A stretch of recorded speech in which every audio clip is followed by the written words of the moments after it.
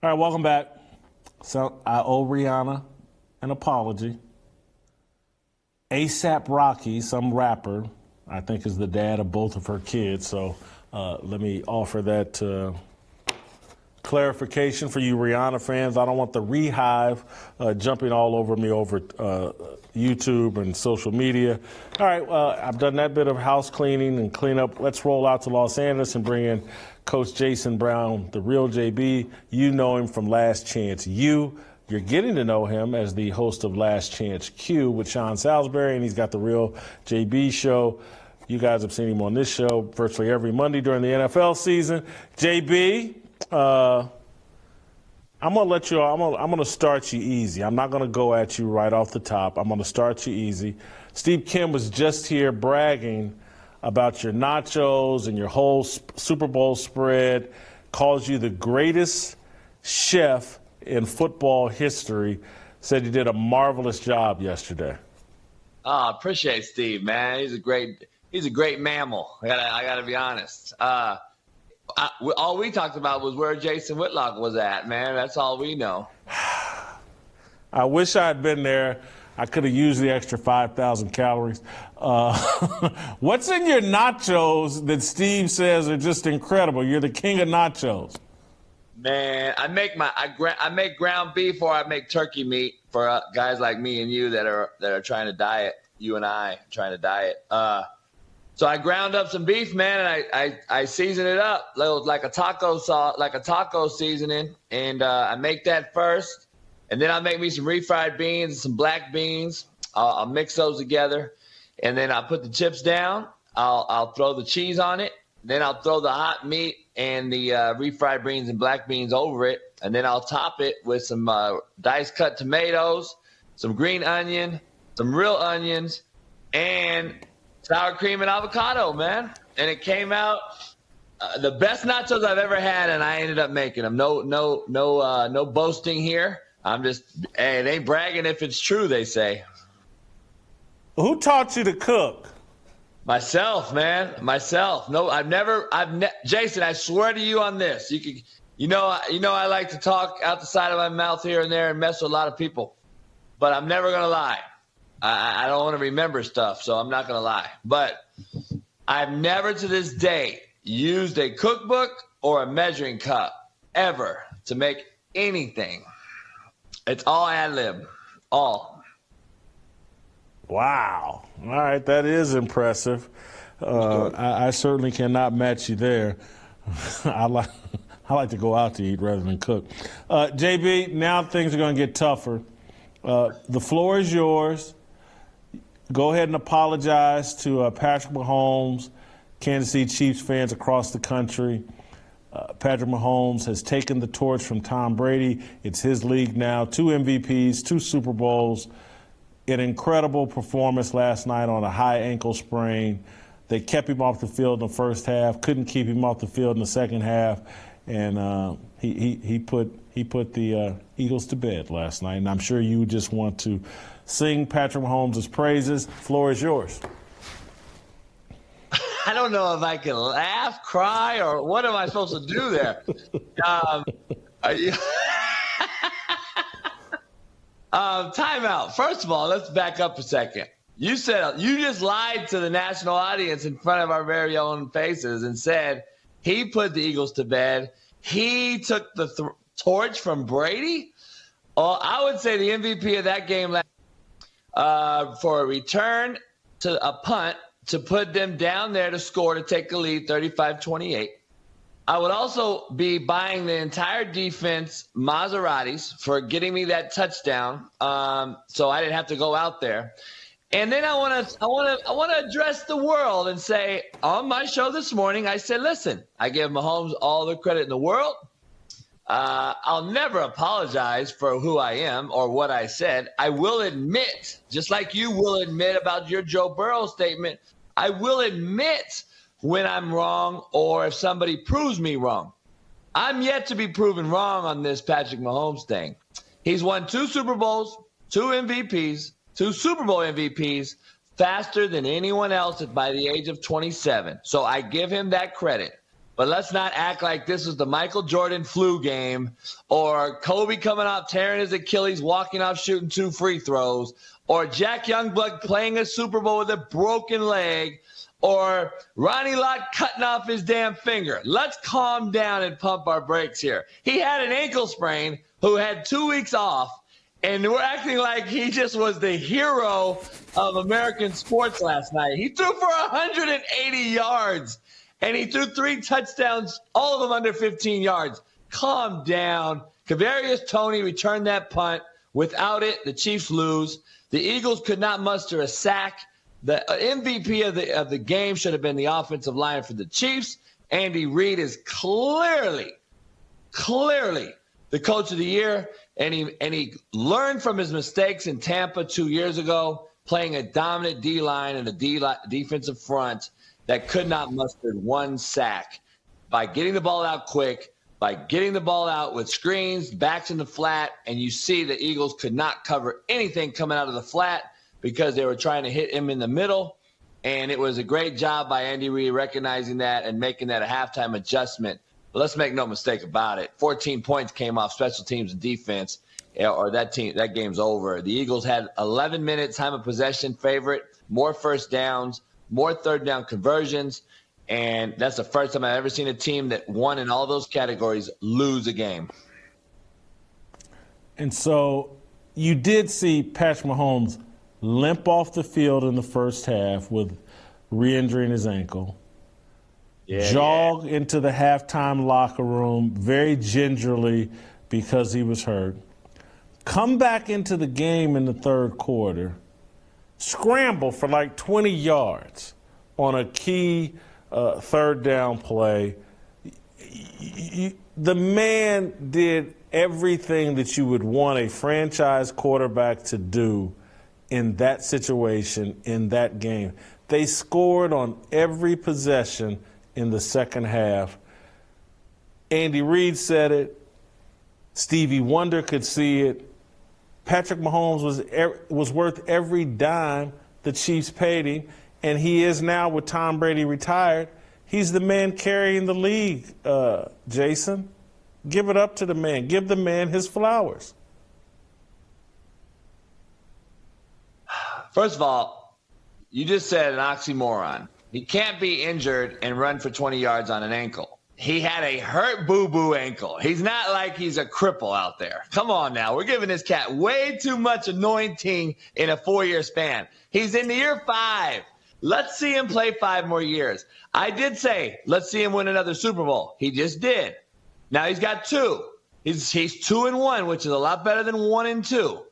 But he's not lighting the world on fire in the biggest moments, which is the Super Bowl. He's still underachieving in Super Bowl games, in my opinion. In 3 of them, he's less than stellar. Now, giving him his flowers, like you say, I have done. I did it this morning. I do it right now. He's won 2 MVPs, 2 Super Bowls, 2 Super Bowl MVPs, faster than anybody. You can't take that away from him. So I do give him those flowers, and I just can't wait for Andy Reid to retire so we can see the real Patrick Mahomes and everybody can come call me and tell me sorry. So we'll wait for that. But until then, I'm bowing down. Patrick Mahomes, Kansas City, I love you guys. You're the man. You're the men. You're the women. Patrick Mahomes is the hero of all heroes today as everybody gets on their knees and begs for Messiah to walk by. Patrick Mahomes. I know they're gracing his red carpet that he walks on. So let me move you to the other quarterback, Jalen Hurts, who exceeded all of my expectations. I didn't think Jalen Hurts was capable of what I saw from him yesterday. Other than that fumble, a flawless game from Jalen Hurts. Some of the passes he completed on third down, some of the running he did on third and fourth down, even the short yardage running, and just I did not think Jalen Hurts was that good. I leave that game feeling like he's the 3rd or 4th best quarterback in the NFL. Burrow and Mahomes in a class by himself. Burrow right there nipping at his heels, right there with him. and then it's Josh Allen or Jalen Hurts, just depending on your taste. Do you agree? Not at all. First of all, they have to make a heck of a decision here coming forward because he's on a contract negotiation. He wants a contract. They have 10 unrestricted free agents that started in yesterday's game. 10 of them. Now, hear me out, Jason, on this one. You're saying he played a flawless game. 2 pick sixes away from what are you talking about today? Goddard, if Goddard doesn't save him and jump ball through the hands of 2 defenders, it's pick 6 twice. Just so you know. He threw an errant fade ball to Devontae Smith on the 2-yard line. If he just keep the ball in bounds, it's a touchdown. He threw him out of bounds. And you can argue A.J. Brown saved him twice, one for a touchdown. So let's just pump our brakes on how great and flawless he was. He had 3 rushing touchdowns by design. Here's my point. I think he had a hell of a game. 300 yards, 3 touchdowns. I don't care how you score him. He scored 3 touchdowns. We can argue that. But let's make no mistake about it. He's on a contract negotiation year. Are you paying this guy to be the figurehead of your program with 10 more unrestricted free agents? That is unsustainable success. He cannot continue this. So is he going to win with his feet and win you a Super Bowl for 4 or 5 years? Are you going to pay this guy to do so? And understand this. They're going to stop his feet. Can he beat you with his arm for 4 or 5 more years? No, he cannot.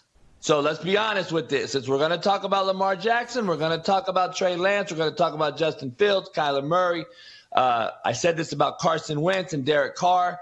They are all overvalued. And we're going to keep paying these guys big money to have mediocrity around us, which is our roster being under – our rosters are bad around them. So what are you going to do? You're going to pay Jalen Hurts, Jason? That's just my question. You're going to pay him and let 10 guys go, Jason Kelce included? Or are you going to keep I think Jalen Hurts may be a different guy and may go the Brady route of taking less money to make sure he has the proper supporting cast. I'm just hoping. He's a different kid, great family, dad a coach. There's so much endorsement money because of his narrative, his story, what he overcame at Alabama going to Oklahoma. I'm hoping he plays it smarter than Dak Prescott and these other guys that just want to get as big a bag as they possibly can. I'm hoping. But JB, man, this I can't even put him, and I know Lamar had an MVP season 3 years ago or whenever it was, but Lamar's not in the same lane as Jalen Hurts. That's not comparable. You're saying Hurts is Jalen better? Hurts. Yes, because of what he can do from the pocket, his ball placement. The guy was brilliant as a passer yesterday. Come on, JB. I'm not arguing that point at all. I'm not arguing right there at all. I tend to agree with you. I'm just telling you what the narrative is out there. Lamar Jackson is considered to some as the greatest thing since sliced bread. So, and now you're starting to see the Lamar Jackson that we all thought, well, that coaches like myself and the professional coaches that I know and talk to, who I can talk to you about for a 2-hour show about the real things that we see in Patrick Mahomes and the real things we see in Lamar Jackson, Kyler Murray. But, nobody wants to hear those things. They just want to go with what the ocular lens looks like on the outside. They think that he won the Super Bowl last night. Well, in reality, he really didn't, but nobody really wants to break that down. Kyler Murray, Lamar Jackson, Jalen Hurts, Trey Lance, Justin Fields, Derek Carr, Wentz, Baker Mayfield, all these dudes have one thing in common. They don't have the it factor. They can't throw the ball from the pocket on time to save not only themselves and allow them to have a longer career, or can they make their teammates better? They individually have to do something on their own with either their feet, either ad-lib or improvisational throws, be successful, and it's not sustainable, Jason. We haven't seen it yet. So until we do, Jalen Hurts has to prove to me that he can win with his arm consistently. not just with his feet. Because in 4 years right now, Jason, I'm going to be on your show, and you're going to be saying, man, what happened to Jalen Hurts and Lamar Jackson and all of them? They got hurt. They got banged. I'm going to be honest. I said it on my show today.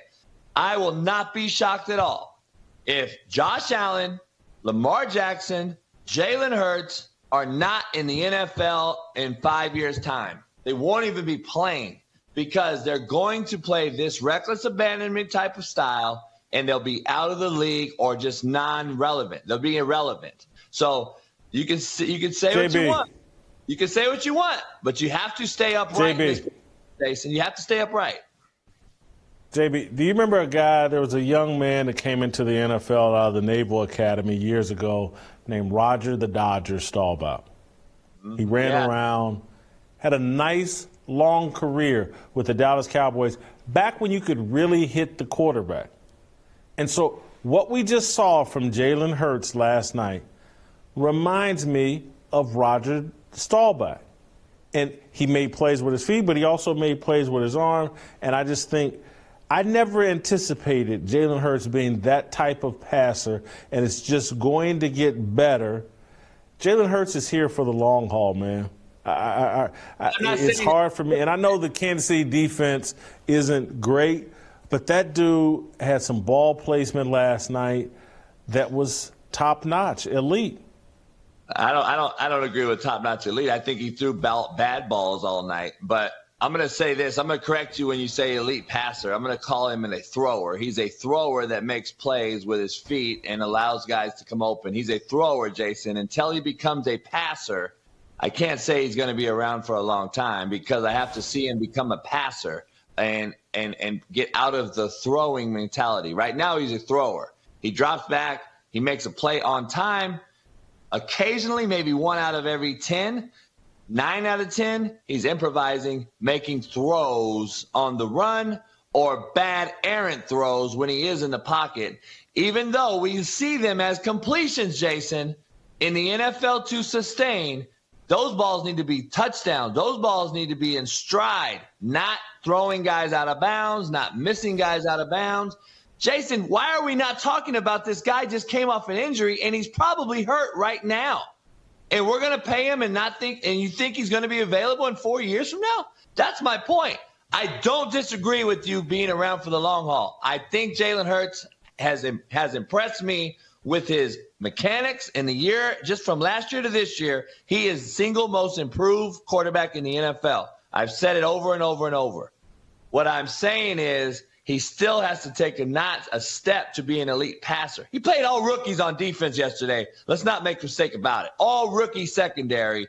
And you have A.J. Brown and Smith out there who saved him. And Goddard, don't make a mistake, Goddard saved him twice on jump balls, or those are pick sixes.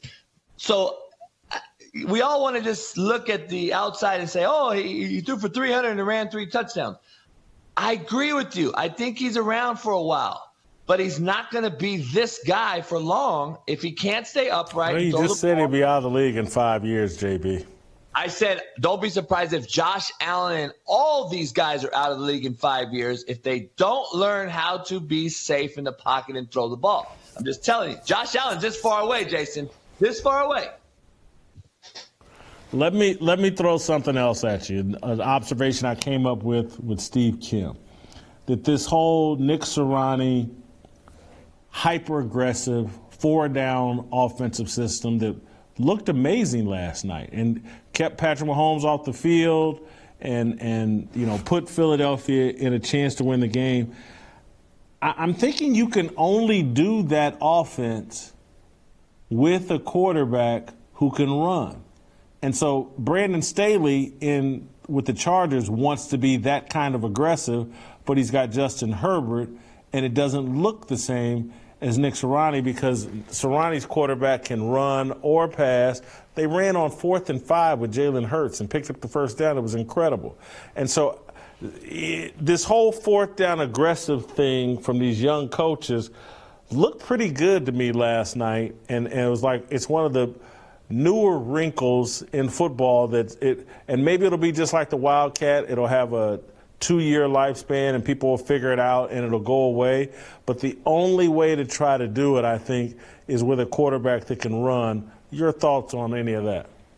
Well, I smell contradiction in the air because, yes, of course it has to be a quarterback that can run. That's why I'm telling you it's not going to last for more than 4 more years. They can't do it. You can't run this offense with a stiff back there like me. You can't do it with Andy Dalton. Lamar Jackson and the Philadelphia Eagles are the two offenses that run triple option with the Q, RPO, double option with the Q. Just so we're clear, contrary to the belief of the Steve Youngs and everybody, RG3s on TV who make an ass out of themselves because they don't know the difference between RPO and triple option. It's unbelievably bad announcing, by the way, but the common fan don't know the difference. There is a huge difference between triple option, RPO, and double option. And everybody thinks they classify it as RPO. That's an RPO. No, it's not. It has nothing to do with an RPO when they run triple option. Well, anyway, you have to create these offenses, Jason. You're seeing offenses created for the Q because they can't pass the football effectively, efficiently, or consistently. That is why you see the offenses being ran the way they are in Philly, in Baltimore, Frisco when they had Trey Lance, certain places, Justin Fields in Chicago, all very similar. Now the OC for the Eagles. JB, let me stop you for 1 second, JB. And I hear you trashing this offense. But in Jalen Hurts' second year as a starter, if not for the referee blowing the ending of that game, he could have very well have won a Super Bowl. What's the matter with this offense?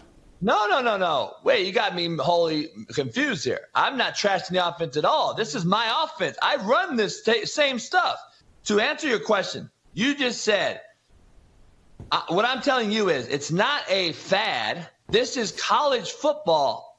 What we're seeing in the NFL is college football. It is carded, tempo, shotgun, read option, RPO. This is college football at its finest. I had 3 coaches with me yesterday in my house with Steve Kim, and we were all discussing. They got to hear real coaches, 2 former Division I coaches, and we're like, this is college football at its finest, man. We're watching college football now in the NFL, which we never would think of. We back in the day, we see I formation, 21 personnel. We run ISO, power, play action off of it, no matter who the QB was.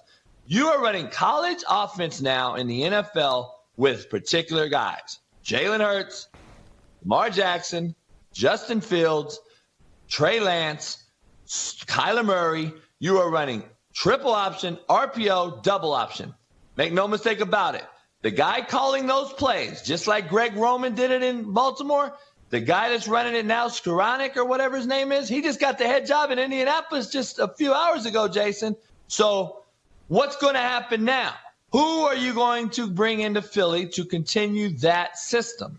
And I love the system. Shoot, I love Greg Roman in Baltimore. As a coach, the novice fan thinks, oh, Greg Roman's horrible. No, Lamar Jackson's horrible. Greg Roman's having to create John Madden football plays to allow him to have success. And that is what's happening here.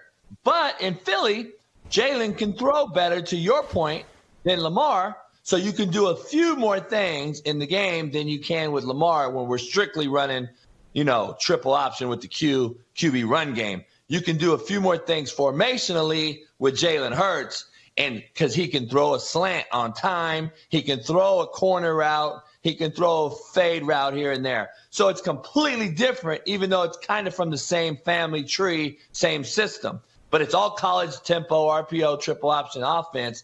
We're seeing it in the NFL right now, and we were saying it last night.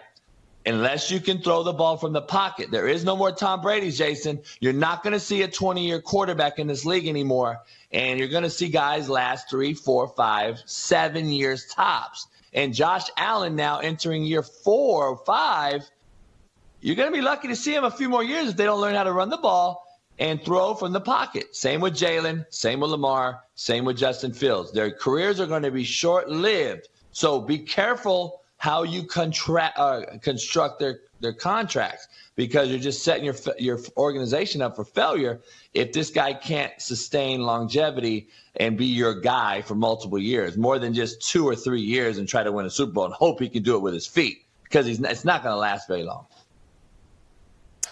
JB, I want to take you on one more topic that Steve Kim told me I needed to ask you about Eric Bieniemy, because one of the things I noticed last night was that there wasn't, from Greg Olsen and Kevin Burkhardt, they weren't singing the praises of Eric Bieniemy. They all night sung the praises of Andy Reid and that offense. We saw Andy Reid after the game start praising Patrick Mahomes and everybody, and also Eric Bieniemy. And part of my theory is that, and we saw Patrick Mahomes praise Eric Bieniemy. And to me, I think these guys want to get Eric Bieniemy up out of Kansas City. Andy Reid wants to get some extra draft picks for having developed Eric Bieniemy and pawned him off on another team. Patrick Mahomes is not a huge Eric Bieniemy guy and would just like to see him get the hell out of there.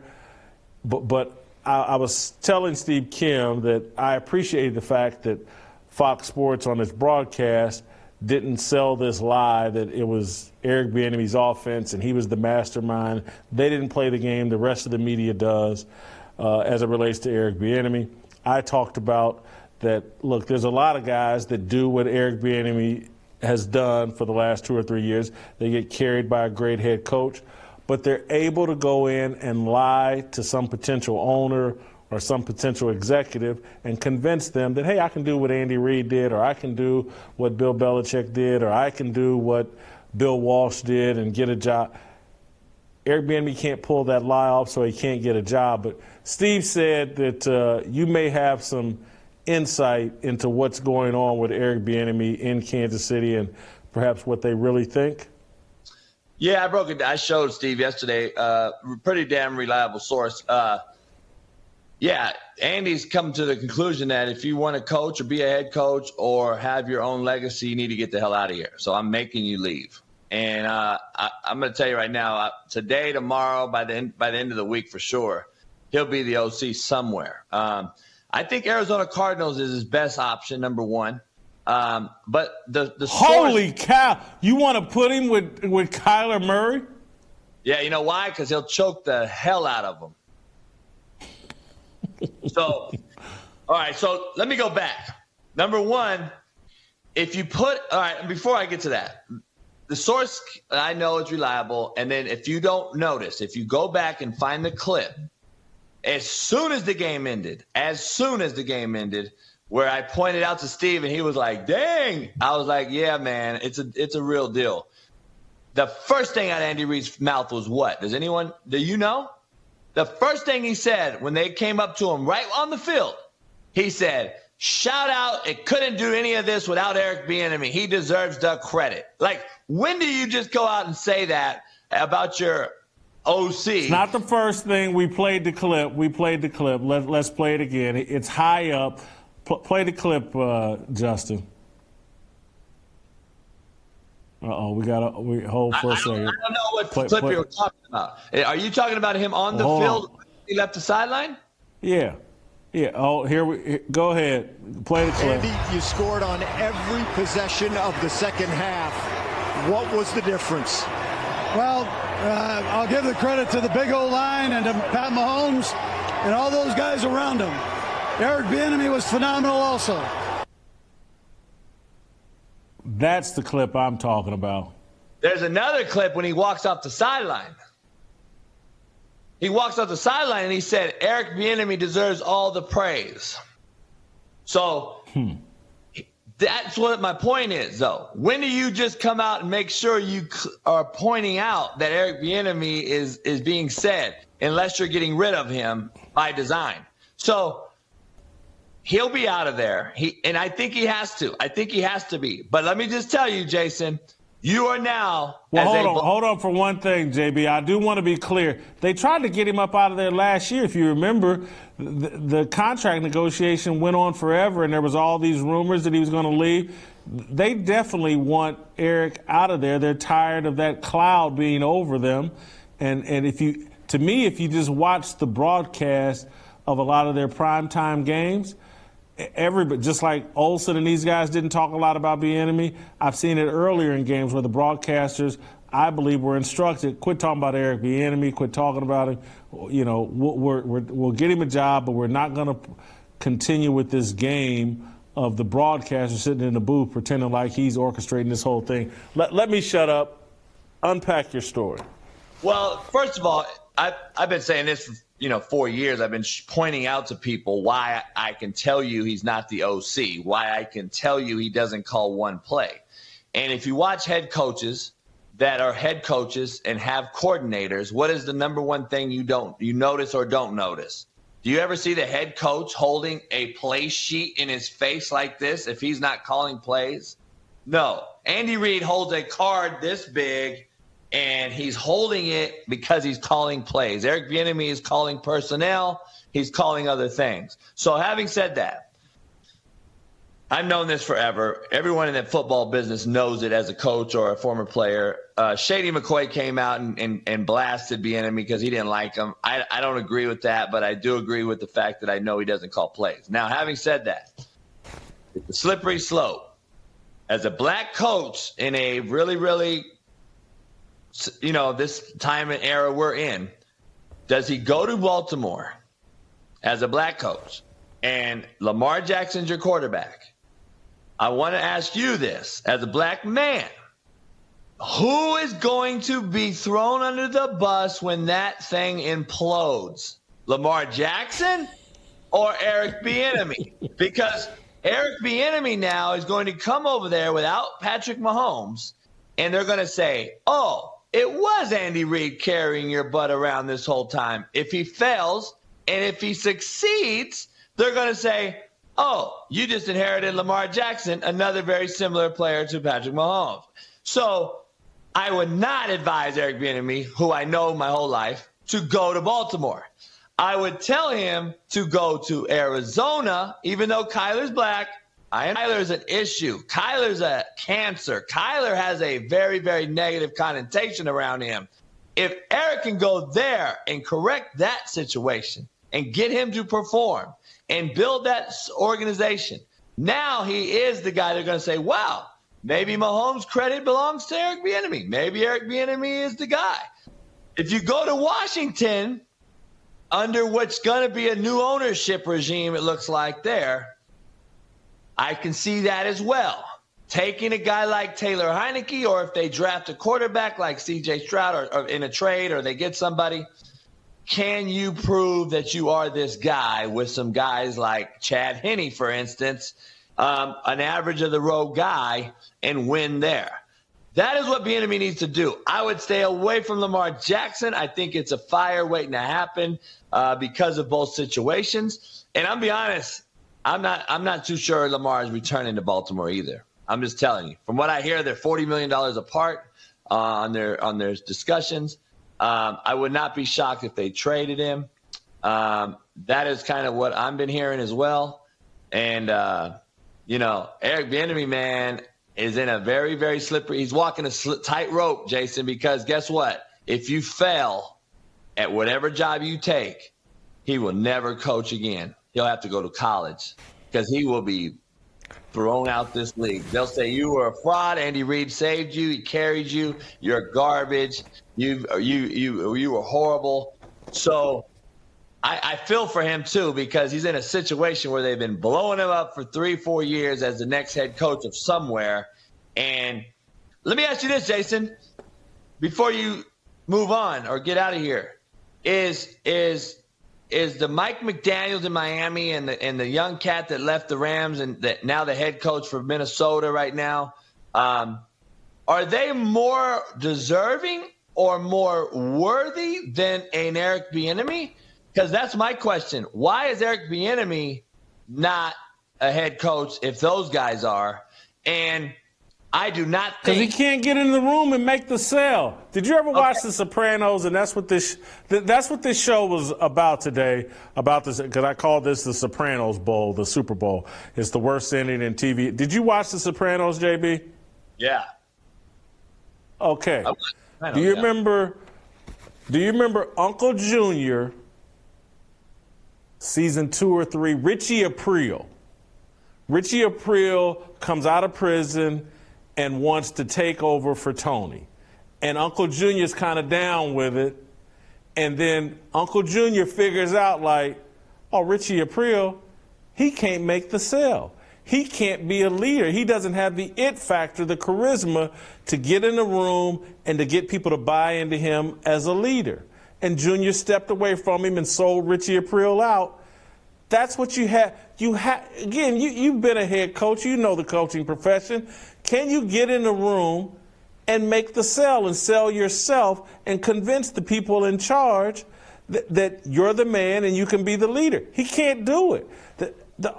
TV, movies are all about, can the star, the reason why Bill Maher has that show on HBO from years ago, he could get in a room with some executives and convince them, yeah, I'm the star of a TV show, I can lead this show, blah, blah, blah.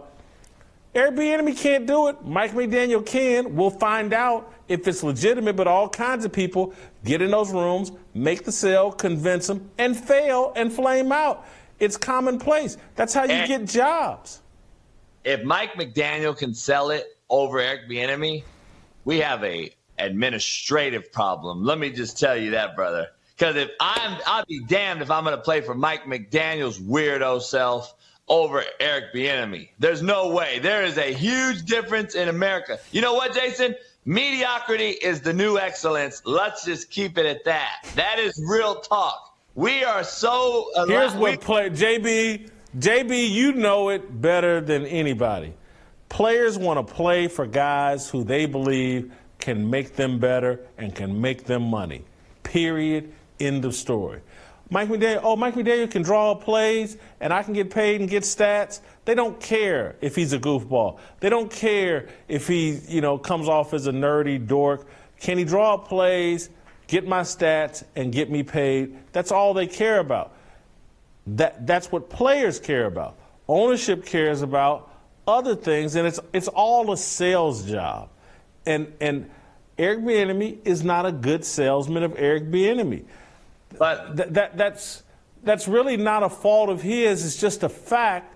And I get tired of people feeling like NFL ownership or anybody owner of anything makes a decision at this point, particularly in a league like the NFL that's dominated by a black player. They're not making these decisions based on race. They're making a decision on whether you can convince them that you're the guy and you can reach these 53 guys and Eric hasn't done it. He's got problems with players. He's been on the sidelines fighting with Travis Kelce. He's got Shady McCoy and all these guys. He just doesn't have it. Players aren't interviewing though. Remember, it's these owners. So, but who do the owners go and talk to afterwards? About their decision? They talk to the players, and the players all talk to each other. And so Travis Kelce, popular, Patrick Mahomes, as popular as anybody. And so there's things that guys say on TV that when you call them in private and say, hey, Pat, what do you think of Eric Bieniemy? Oh, he's an idiot, man. I can't stand the guy. I can't wait for him to get out of here. I'll never say it on TV. That's what he's dealing with. And that's what happens. That's what happens with a lot of these underlying interviews. So, as you're going to check references, Jason, and you're going to find out, and some things are going to check. But there's also a thing out there that you may not interview well that's what people say. But a lot of people don't understand. You may not understand his language either, because he really only wants to coach on the field. He don't really care about appeasing the admin or the owners or any of that. He wants to coach the kids. And I know a lot of players that have played for him. I've known him a long time. He's a hell of a coach. I do know that. He is fiery. He will piss people off. He will get under your skin. So in this day and age, Jason, just like me right now, I'm on this show and I'm not coaching for a reason. Eric can very well be that guy soon. He could very well be that guy if he's not careful. And so here's the other deal. Go ahead and play tomorrow because we're out of here. I've gone. But here's the other deal. When you take on that job as offensive coordinator, that makes people start evaluating you on your X's and O's ability rather than evaluating you as a leader. You jump in, everybody make me an offensive coordinator. Next thing you know, they're evaluating it. Can you stand at that board and draw it up and design and be as creative as Andy Reid? And they find, he can't. If he wants to be judged as a leader, perhaps he shouldn't be offensive coordinator. He should be assistant head coach. Put yourself in a different lane. It's all a packaging and sales job. It's anyway. JB, we'll talk this week because love what you do here on Mondays, and I know that you can talk about more than football, and so we'll have some conversations this week about how we can keep shining some light on you because you're doing a great job. You're building your own platform, and we love having you here. You do an awesome job for us. I got to get out there and get some of your nachos and ribs and all that. Anywho.